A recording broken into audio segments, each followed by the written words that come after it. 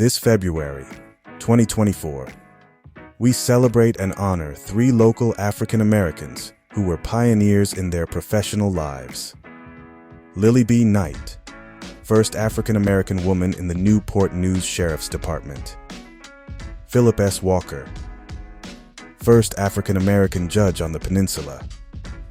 Mary C. Smith, first African American librarian for Newport News Public Library. They took up heavy but inspirational burdens that showed future generations of African Americans what was possible. May their memories continue to inspire their community to break through barriers. Mary C. Smith. Mary Cornelia Madison was born in 1909 and grew up in Pittsburgh, Pennsylvania's famous Hill District neighborhood, the setting of August Wilson's Pittsburgh Cycle plays. During this time, the area was known as Little Harlem for its vibrant jazz and art scenes. She attended Howard University and majored in education. Here she met her soon-to-be husband, Paul Lawrence Dunbar Smith. The two were secretly married while both were still in college.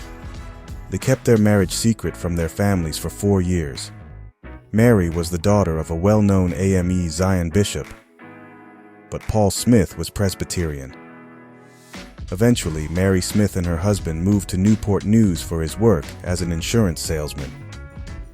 The Smiths had been living in Newport News for a handful of years when, in 1949, local attorney W. Hale Thompson sued the library system to integrate. Instead of integrating the West Avenue location, the library board's response was to open a separate branch for African Americans in the East End section of the city. A room in the newly built Doris Miller Community Center on Wickham Avenue was chosen for the new library. The board unceremoniously named it Branch Number 1. Mary Smith, highly recommended by leaders of her church, Carver Memorial Presbyterian, was hired in May of 1949. Her starting salary was $110 a month. Though African Americans had educated the community for decades as school teachers and principals, Newport News had never had an African American librarian. One of her first duties was conducting a membership campaign by sending postcards to community members announcing the library and its resources. A successful story hour was started on Saturday mornings. For some of the community's youth, this would be their first experience with a public library. In the summer of 1950, Smith reported, "The branch is used extensively in the afternoons and evenings by school children.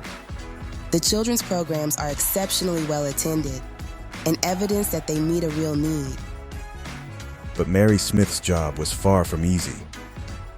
For the first few years, Smith was the only staff person at the library. Anytime Smith wanted a day off or a schedule change, she would have to submit a request to the library board in writing. Smith was not allowed to attend the board meetings in person because of her race. The board would often deny her requests. Within a few years of opening, it was obvious that the community's demand for library services was greater than what Smith could provide. Though the branch's collection was only 1/10 the size of West Avenue's collection, the room suffered from overcrowding.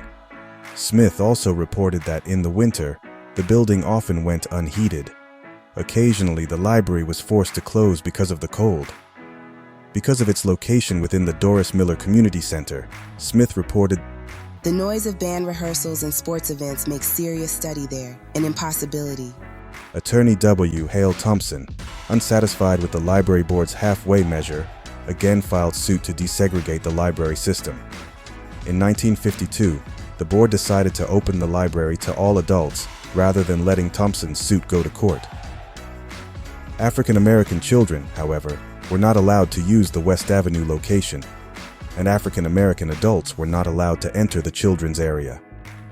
After 12 years of service, Mary Smith resigned her position with the library in 1961 to take a job teaching at Phoenix High School in Hampton, where she taught English and Latin for many years. Other African American librarians who followed Mary Smith continued to advocate for better resources and facilities for their community. Their hard work and dedication throughout the decades has made Pearl Bailey Library the important cultural institution it is today. Lily B. Knight. Edgecombe County, North Carolina, in 1935. Beautiful, lush countryside with deep roots and culture, but for many of its African American residents, it also meant intense poverty, with few opportunities for education or good-paying jobs.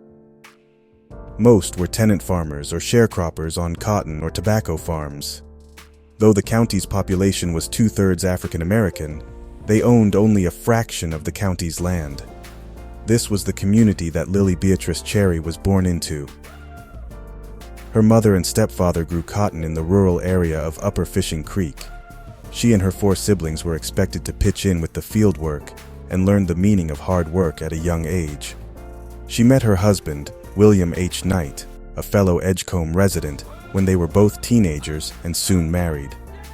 Like many African Americans of their generation, they left behind the rural life and moved to the city in search of better jobs and opportunities. The young couple moved to Newport News in 1957. They settled on 18th Street, and after a number of odd jobs, Knight wanted to apply herself to something bigger and was hired to work as a guard for the Newport News Jail in 1969, a few months before Virginia ended racial segregation in jails. She worked her way up to become Chief Corrections Officer and was officially deputized by the Sheriff's Department in 1976. Newport News had never seen an African American woman sheriff's deputy.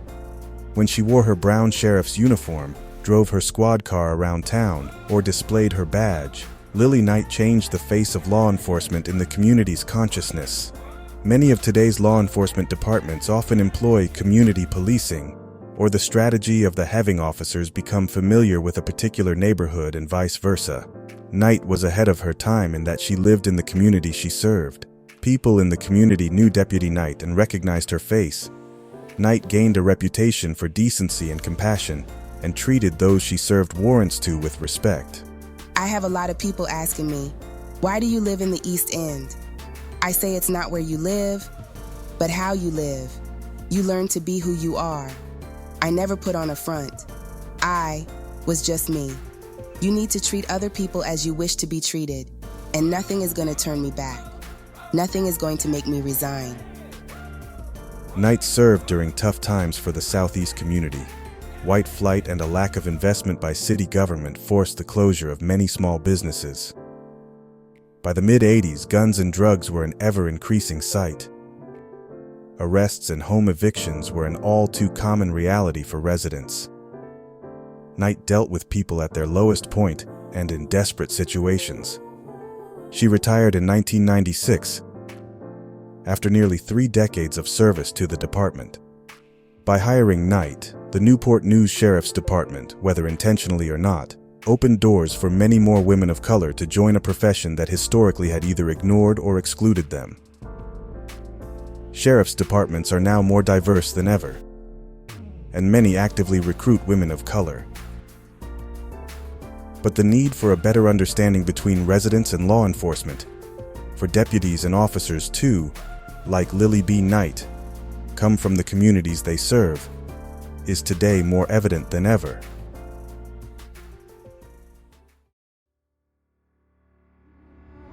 Philip S. Walker. Philip Scott Walker grew up in Newport News and was educated at John Marshall Elementary and Huntington High School. During his time as a student at Virginia Union University, World War II started, and Walker was drafted into the Army. Walker wanted to be a writer, but instead took up the family business and became an attorney. In his address to his Virginia Union University graduating class, he spoke of the responsibility faced by his generation. We are faced with the challenge of becoming leaders in a world characterized by insecurity and unrest. The opportunity which has been ours leaves us with grave responsibilities to society and to our people. Wherever we are, we must be prepared, theoretically and practically, to fight for political, economic, and social equality. In the first few decades of his law career, Walker worked in close partnership with fellow attorney W. Hale Thompson. Together, they made up the peninsula arm of the Virginia NAACP's legal counsel. They represented students suing for school integration in Newport News and Isle of Wight County. They also represented Hampton University, students arrested for conducting sit-ins at segregated theaters. In 1956, Walker and the other lawyers of the NAACP Legal Counsel were wrongly disciplined and fined by the Virginia State Bar. It was the state's thinly veiled method to delay and distract the lawyers from their school integration cases. After Thompson's sudden death in 1966, Walker continued the legal fight. He represented Drs. C. Waldo Scott and George Cypress in their successful bid to win black physicians the right to practice at Riverside Hospital. In 1970, he again represented students and their parents suing Newport News schools for desegregation. It was this suit that brought about the full integration and busing plan that was implemented in the fall of 1972. Walker's legal career came to a pinnacle when, in 1968, he was appointed substitute judge for Hampton's court. His swearing-in ceremony was conducted behind closed doors and warranted only a brief mention in the news. But it was a historic moment for this area's legal system. Never before had an African American served as a judge. For the first time, citizens walking into the courtroom would see an African American behind the judge's bench. Walker decided cases in both criminal and civil courts, with both white and African American defendants. But Walker's position was a rarity. Virginia was one of the last southern states to integrate the judgeship. In a 1974 report on judges in Virginia, Walker was one of only 6 African American judges in the entire state. The report lays the blame for this inequity on past and present racial discrimination and lack of commitment to eliminating those discriminatory barriers by bar associations, the governor, and the General Assembly. Furthermore, the almost total absence of blacks in any capacity in Virginia's courts raises a serious question about the impartiality of the judicial system. Through never-ending hard work and perseverance, they broke through barriers of racial injustice suffered by generations of African Americans in Jim Crow Virginia. Thank you for forging the path so that others may follow. They stood for professional equality and opportunity for African Americans. They stood for justice. You got to believe in yourself.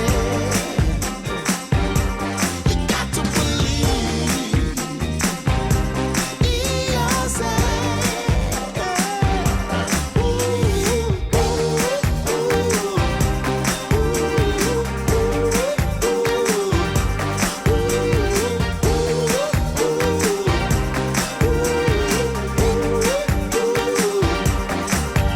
Whatever it takes, I'll be shake it till that fruit's fall. It's all or nothing, peace and love, and a change is coming. You gotta keep this feeling down. Got a smile on my face. You got